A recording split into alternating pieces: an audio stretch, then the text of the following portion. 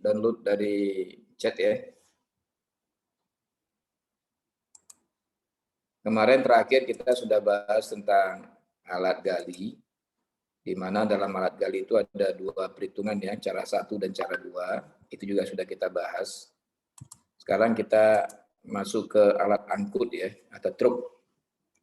Ini akan berpasangan dengan alat gali.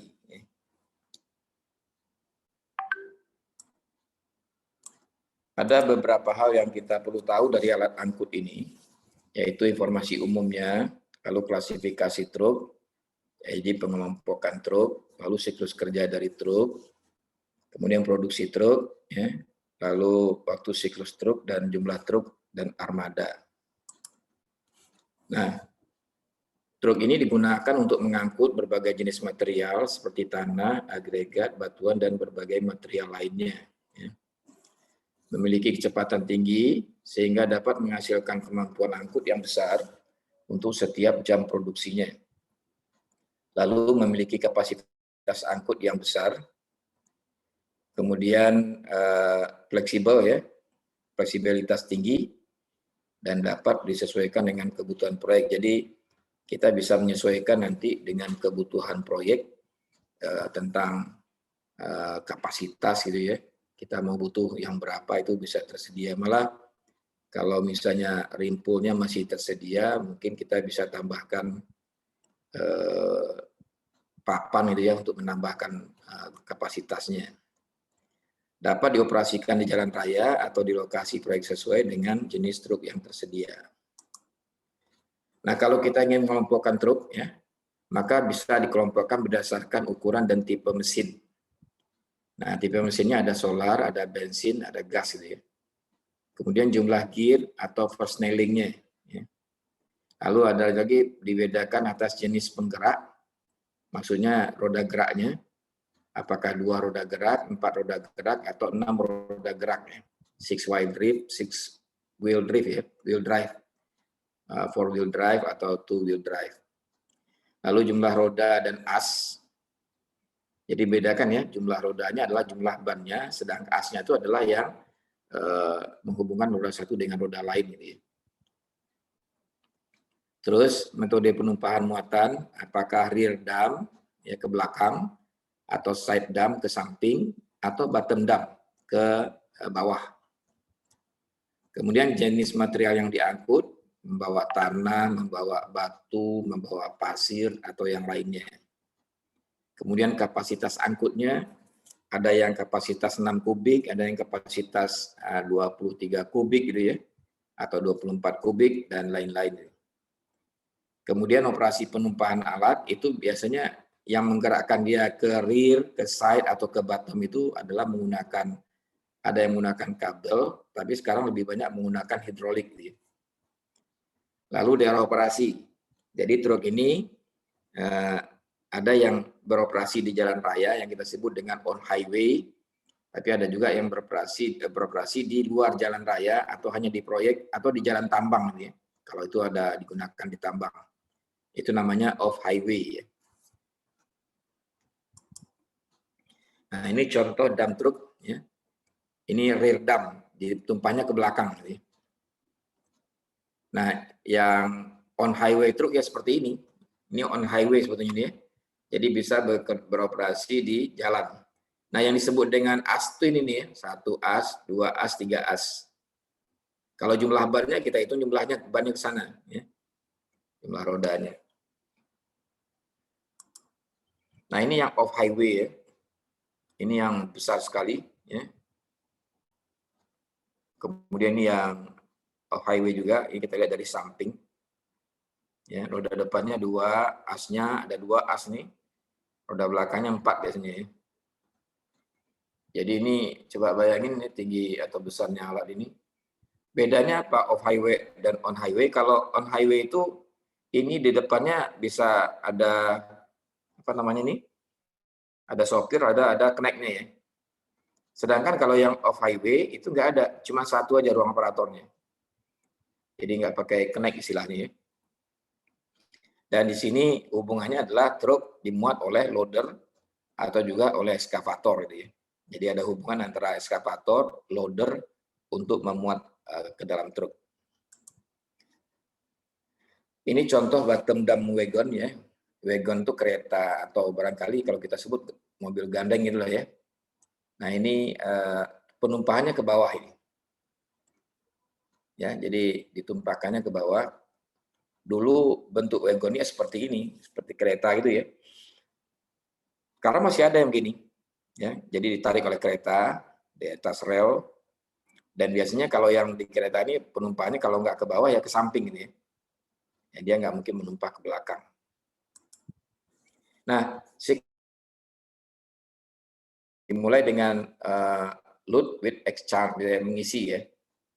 Lalu kemudian mengangkut dalam keadaan isi. Jadi ini alat gali atau alat muatnya, bisa loader, bisa juga eskavator gitu.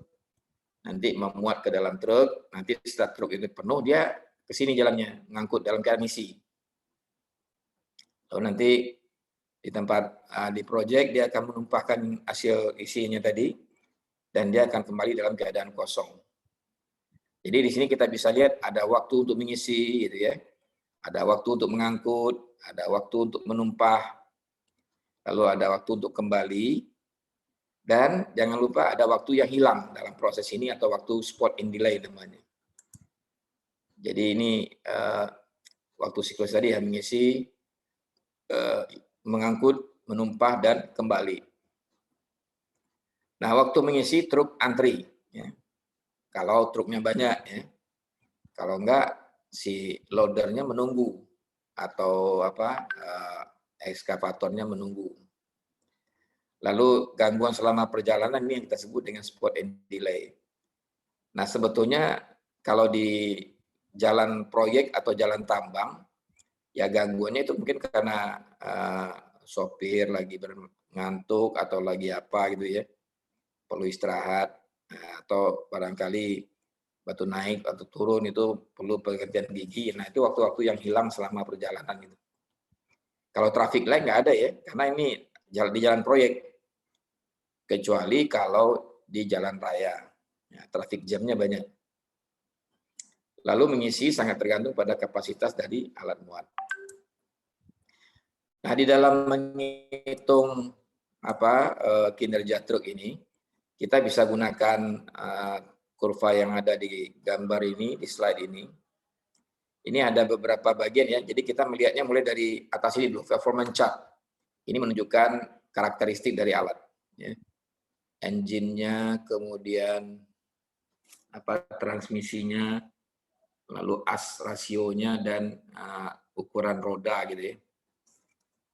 Nah, kemudian kita lihat di kiri bawah, ini adalah berat alat ya, baik dalam keadaan isi maupun dalam keadaan kosong. Nanti kita tinggal ambil angkanya di sini. Ini satuannya dalam ribuan pound. Ya, ribuan pound. Jadi kalau ditulis sini 100 berarti 100.000 pound ini. Kalau dijadikan kilogram ya 50.000 kilogram atau 50 ton gitu ya. Kemudian yang bagian kiri ini adalah yang menunjukkan total resistance-nya. Ini dibuat dalam persen ya. Jadi 1 sampai 40 ini persen. Dan garisnya adalah bukan garis datar ya, tapi garis miring. Garis miring ini, itu yang dia dijadikan patokan. Nah, di sebelah kanan ini ada 3 informasi nih. Yang pertama adalah yang kurvanya ini adalah kurva kecepatan. Kurva gear ya maksudnya ya. Ada gear 1, ada gear 2, ada gear 3, ada gear 4, dan gear 5. Kalau diteruskan ke kanan, di sebelah kanan itu nilai impulnya. Ya. Ingat ya, truk itu nggak ada yang drawbar pull, karena dia nggak pakai crawler. Kalau crawler mungkin di awal-awal dulu ada ya, crawler ini bisa lihat di sini ya gambarnya. Nah ini pakai crawler dia nih, ya ini di early dump truck ini. Nah sekarang udah nggak ada lagi yang begini ya. Nah, terus kalau kita tarik di bawah kanan, ya, kanan bawah, maka inilah kecepatannya. Ini dalam mil per jam. Ya, ingat ya 1 mil per jam itu 1,6 km. Lalu gimana menggunakannya? Nah, pertama yang kita ketahui dulu adalah berapa beratnya alat maupun muatannya. Nah, ini nanti jumlahnya kita jumlah di sini. Misalnya alat dan muatan 80. 80.000 pound ya, atau 80.000 loops. Terus misalnya total resistannya 15%, ini 15% nih. Garis bawah ini ya yang miring. Nah, sehingga kalau kita ambil 80 tarik ke atas, mentok di sini, tarik ke kanan. Nah, ketemu dengan gear 2. Berarti kita gunakan gear 2. Kalau diteruskan ke kanan lagi, ini akan kita dapatkan berapa rimpulnya. Tapi kalau kita turunkan ke bawah, maka kita dapatkan kecepatannya. Jadi yang perlu kita tahu cuma total resistance sama beratnya atau W-nya gitu ya. Jadi lebih simpel ya. Sehingga kita tahu berapa kecepatan tahu, nanti kita tahu berapa waktu tempuhnya gitu.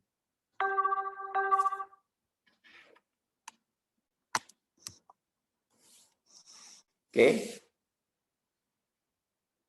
Ada pertanyaan di sini? Belum, Pak. Belum ya? Belum, Pak. Oke, kita lanjut. Nah, ini keadaan muatan dari truk itu. Jadi ada modelnya yang seperti sebelah kiri ini ya. Jadi dia tumpah ke belakang, nanti disambut oleh hopper di sini ya.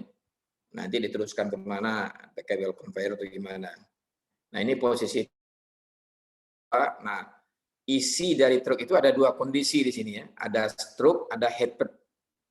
Headbed itu kalau kita bahasa Indonesianya munjung. Nah, jadi melebihi dari tempatnya. Nah, ini sudah kita bahas dulu ya, waktu karakteristik material. Jadi kalau tanah lempung itu, yang lengket gitu ya, itu isinya bisa diisikan penuh, lebih besar daripada tempatnya.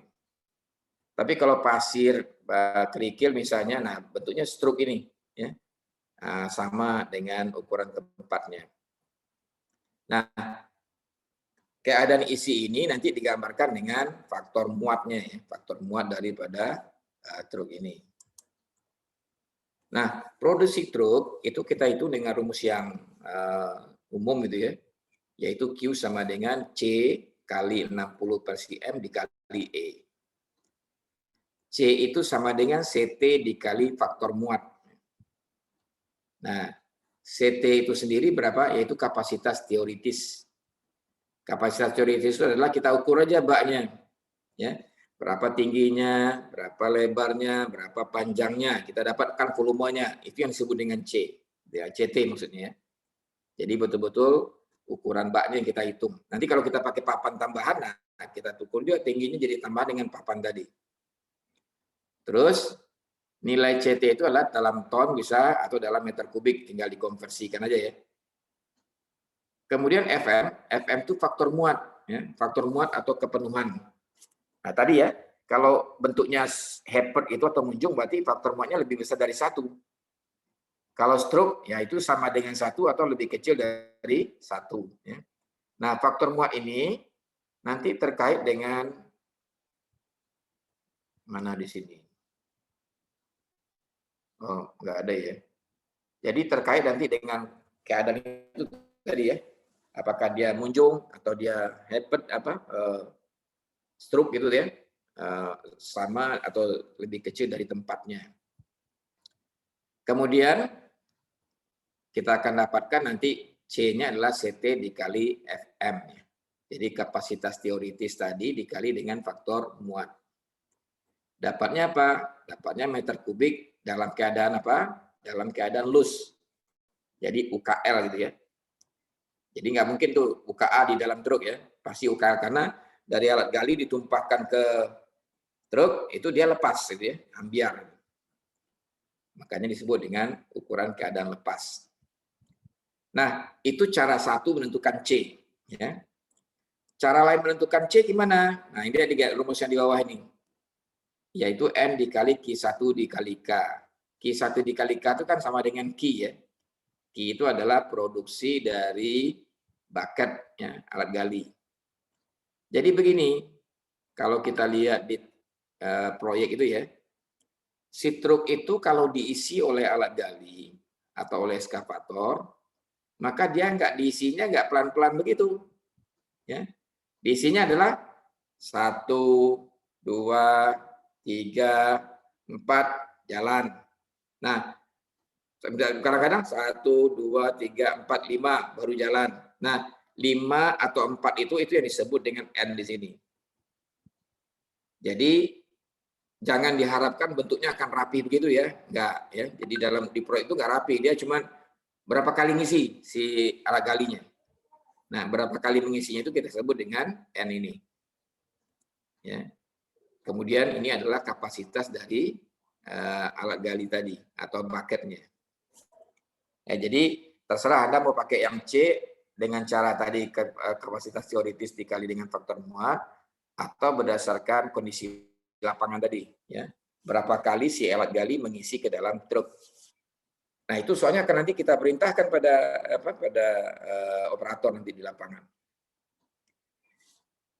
Berikutnya adalah di sini ada angka 60, ini menunjukkan CN-nya dalam menit, gitu ya.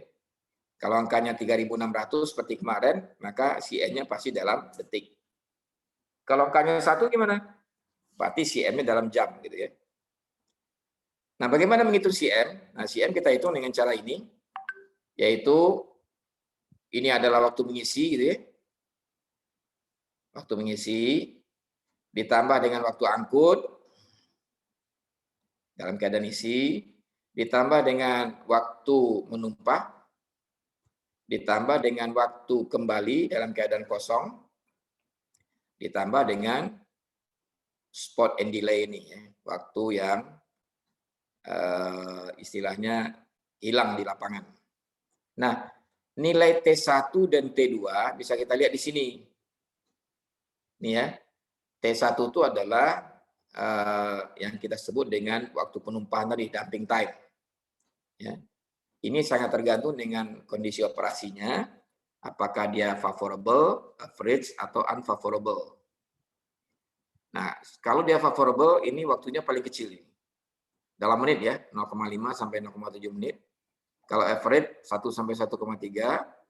Dan kalau unfavorable, atau agak sulit dia membuatnya, nilai waktunya 1,5 sampai 2 menit. Menumpahnya ya, untuk menumpahnya. Sedangkan spot and delay tergantung juga dengan kondisi operasi juga ya. Favorable 0,1 sampai 0,20 menit, average 0,25 sampai 0,35, kalau unfavorable 0,4 sampai 0,5 menit. Itu ya. Kemudian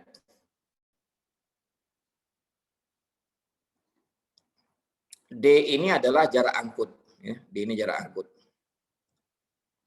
Tapi perlu diingat D ini belum tentu jalannya lurus datar gitu ya. Jalannya bisa seperti yang kita lihat, yang kita waktu di, masih ingat dulu nih, kita kembali contoh sini dulu ya. Kita lihat.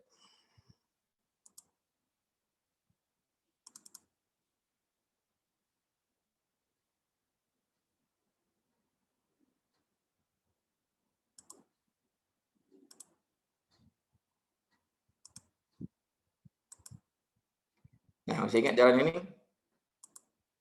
Ya. Jadi jalannya bisa kayak gini. Turun naik gitu ya. Jadi yang disebut dengan D itu mana? Yaitu jarak antara A sampai D. Jadi gambarannya jangan dibilang satu jalan aja, bisa jadi bentuknya dalam 3 kondisi jalan seperti ini ya. Makanya nanti kita menghitung waktu angkutnya ya tentu berdasarkan kondisi ini. Ya, ini udah kita hitung di contoh yang pada dasar-dasar teknis itu ya. Sama juga dengan waktu kembali ya. Jadi sama. Kita bisa gunakan apa namanya?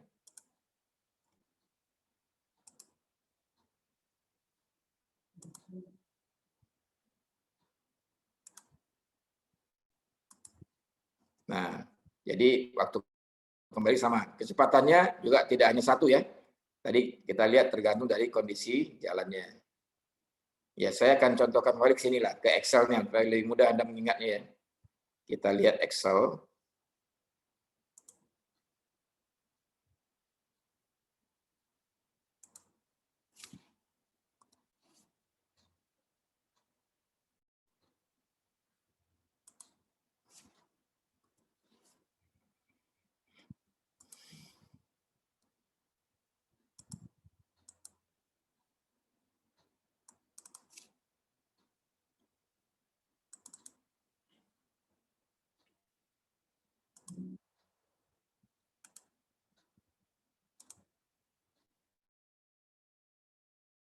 nih, dasar-dasar teknis. Ini. Nah, tabel ini nih.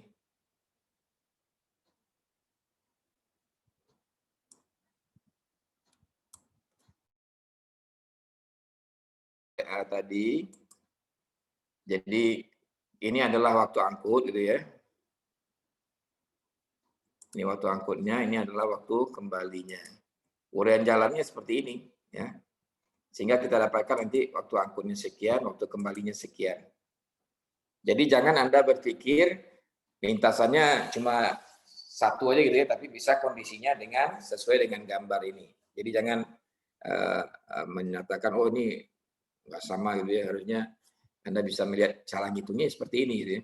Jadi kita hitung satu-satu lintasannya sehingga nanti kita totalkan dapatlah waktu angkutnya, lalu kita totalkan juga dapat waktu kembalinya. Ya, kira-kira gitu.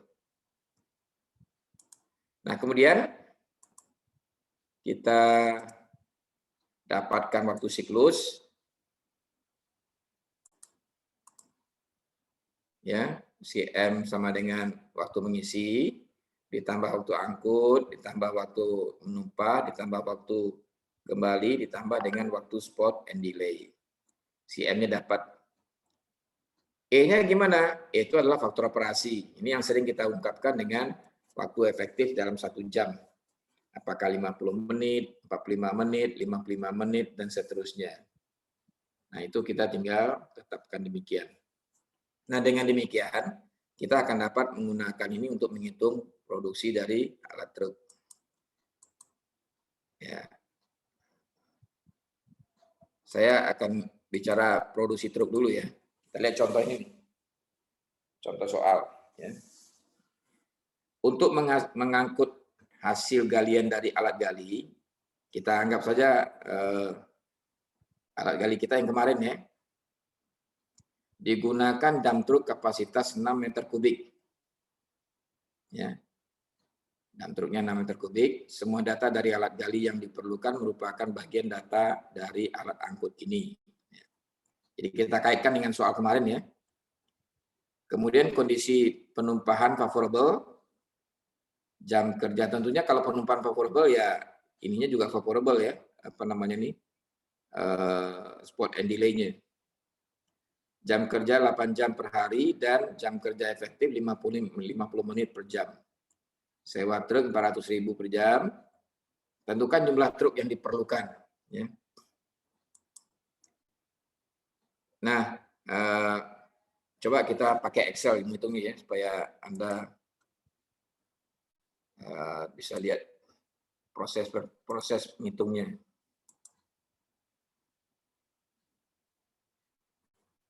Ini alat gali, kita contohkan di alat gali ini aja, supaya dia sekali pakai gitu ya.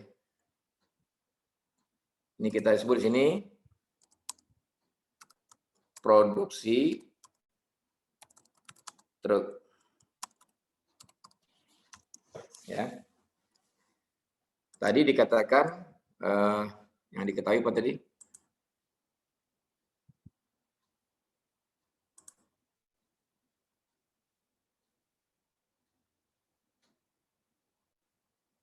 Kapasitasnya 6 kubik. Ya. Kapasitas 6 meter kubik. Ya, ini adalah UKL. Itu ya. Terus kita tentukan sekarang kalau kapasitasnya 6 kubik. Sementara kemarin produksi. Nah, kita pakai ini ya, cara kedua. Nah, ini cara kedua. Di sini kemarin ini truk ya.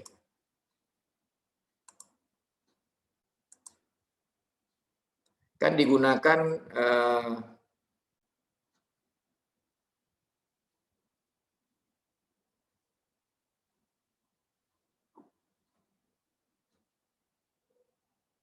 ini ya, kapasitas alat gali, ya, atau kita sebut dengan Q ya.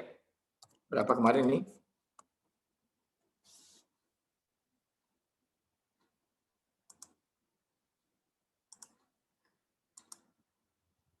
Kita ambil contoh alat gali kemarin.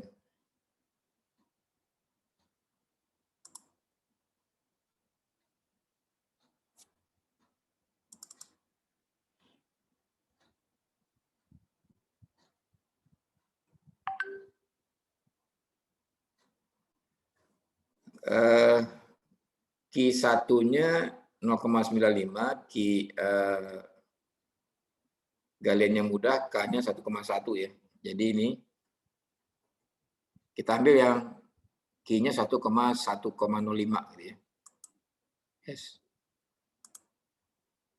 Q-nya adalah 1,05 ini meter kubik UKA ya. Ya kan? Lalu kita ketahui apa kemarin swell 21% ya. Yes. Kemudian string kit-nya string kit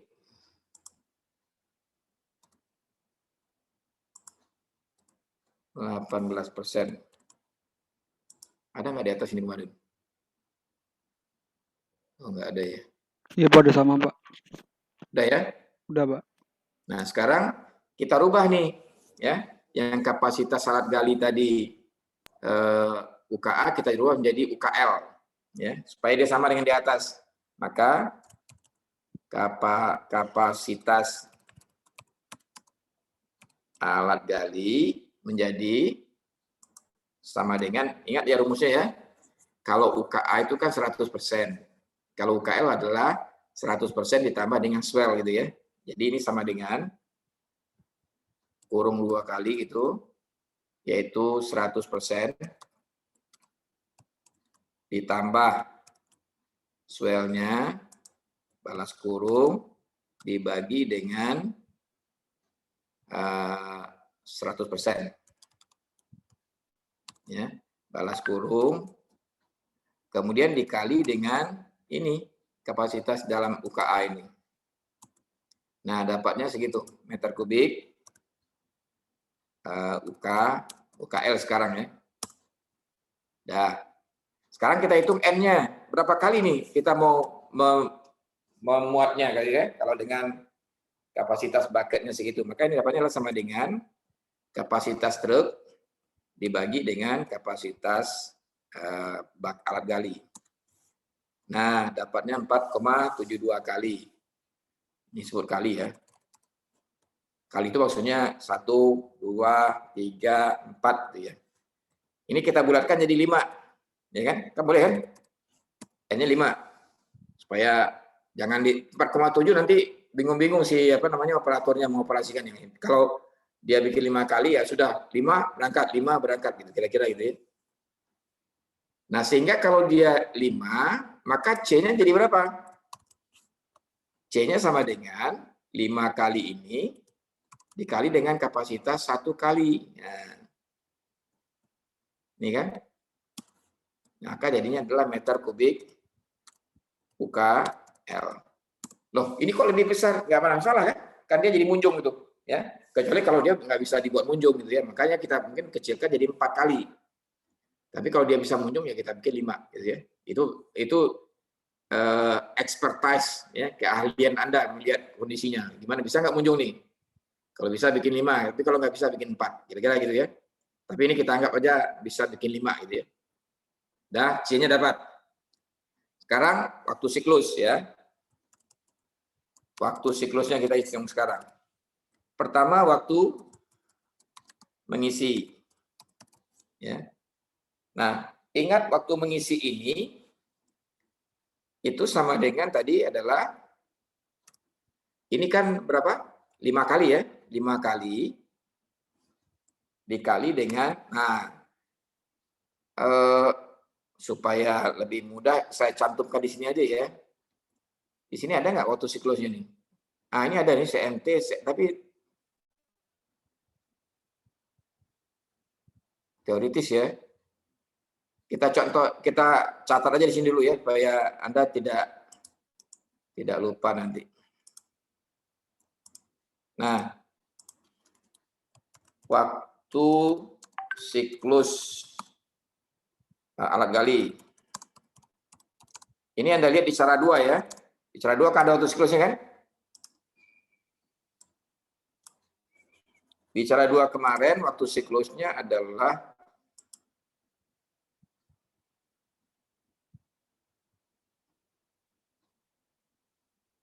CM-nya 23,47 detik ya. Kita masukin ke sini sekarang. 23,47 detik. Sehingga waktu kita mengisi ini adalah sama dengan 5 kali ya dengan waktu siklusnya alat gali. Nah, ini kan baru dalam detik. Kita butuhnya menit kan? Berarti dibagi dengan 60 ya. Nah, dapatnya itu menit. Nah, paham ya? Dapatnya ini ya. Sekarang waktu angkut dalam kurung isi ya, dalam kurung isi. Nah, ini kita ambil ya, ini sama dengan kita anggap jalannya seperti pada contoh soal alat dasar-dasar teknis kemarin. Jadi kita ambil ke dasar teknis ini ya. Nah, ambil ke sini. Jadi saya ingin realistis saja gitu ya. Kita ambil nih waktu angkut ini kan 10,99 menit. Nah, ini menit. Oke. Kemudian lagi waktu menumpah ya. Waktu menumpahnya kita ambil dari mana? Ini adalah tadi waktu menumpah itu disebut dengan T1. Perlu ditambahkan di sini kondisi operasi tadi apa? Insert. Oke.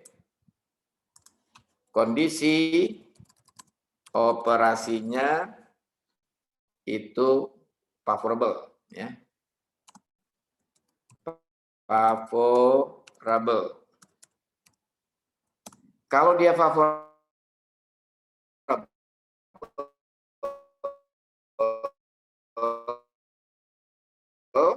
kita lihat di tabel tadi, tabel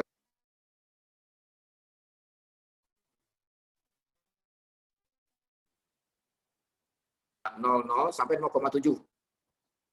0,5 sampai 0,7 ya. Kita ambil 0,6 aja, 0,6 menit. Jadinya ini 6 menit. Kemudian waktu kembali ini dalam keadaan kosong. Dalam keadaan kosong. Ini kita ambil dari alat dasar teknis tadi.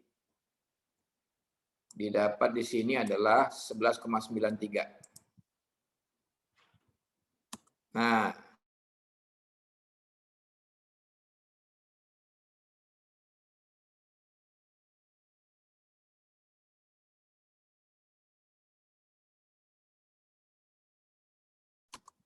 and delay ya.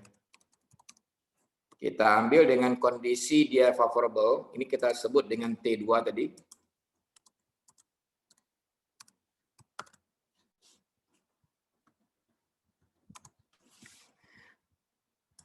Dia di tabel yang tadi kita dapatkan adalah antara 0,1 sampai 0,20, kita ambil 0,15 saja ya. Jadi 0,15 menit. Sehingga waktu siklus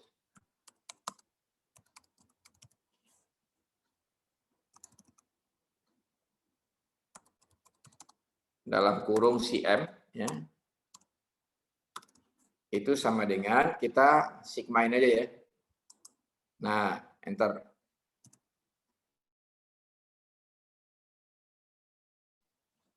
Dah, dapat ya? Ini si M-nya.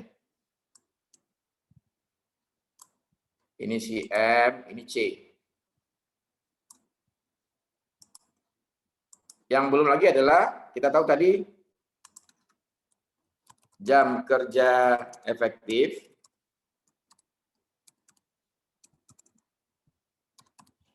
tadi 50 menit ya per jam. Sehingga kita dapatkan dari sini E-nya berapa? E sama dengan 50 dibagi dengan 60. Dapatnya 0,83. Jadi E dapat nih. Nah, setelah E-nya dapat, kita dapatkan juga sekarang Q-nya. Q, ingat rumusnya tadi ya.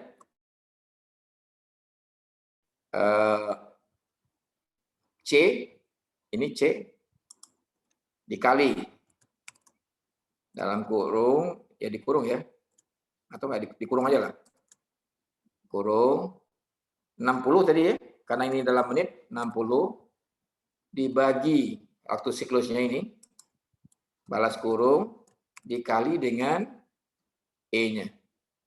Nah, dapatnya adalah meter kubik UKL per jam. Sampai di sini kira-kira jelas atau ada pertanyaan? Jelas, Pak. Jelas, Pak.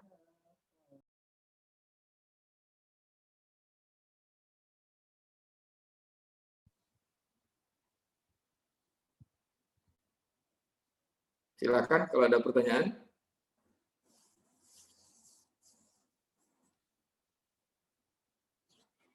Jelas ya? Jelas, Pak. Baik. Sekarang kita tahu tadi sewa alat yaitu 400.000 rupiah per jam. Ya. Sehingga harga satuan pekerjaan sama dengan 400 dibagi dengan produksi per jam. Dapatnya rupiah per meter kubik